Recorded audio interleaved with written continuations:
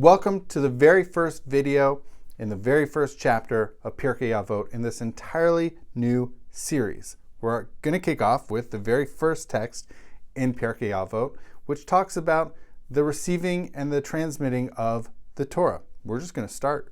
Moses received the Torah at Sinai. He accepted it. He received it.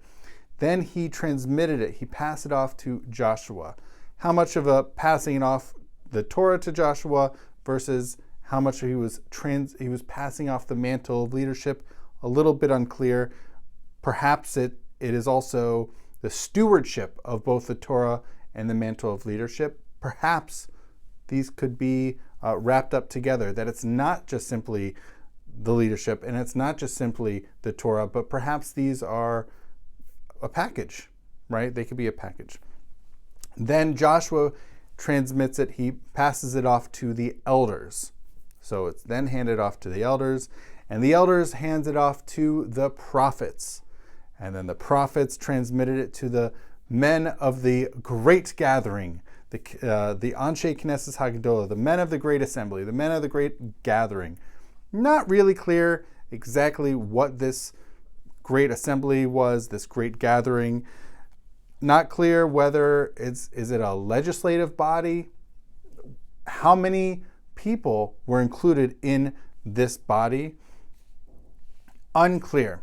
But this text finishes off with, and they said three things. So whomever this body, this Anshe Knesset Hagdolah, this body of this great gathering, so they said three things. There are three things that they said.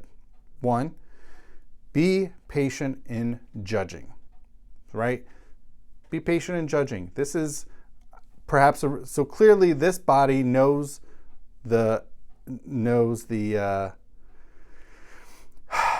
a certain amount about not only the Torah, but also if they have to adjudicate, if they have to judge, right? So not just being hasty to try to find the conclusion of whatever is just in the deliberations of judging, but to deliberate about it, to really sit with it, to really have a thoughtful outcome.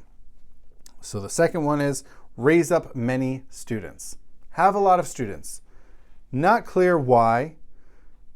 Clearly, what this does work against is an overemphasis on really thinking about quality, but really trying to harvest quantity.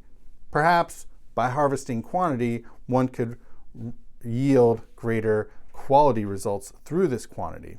It could also be what's really ultimately the point of studying Torah or having Torah or possessing Torah if you're not going to pass it along. Perhaps what these men of the great assembly are saying is it's important to pass along this Torah, and if you don't have a lot of students, what are you doing with this? So there is a vying, a real push, a real advocacy for having a lot of students.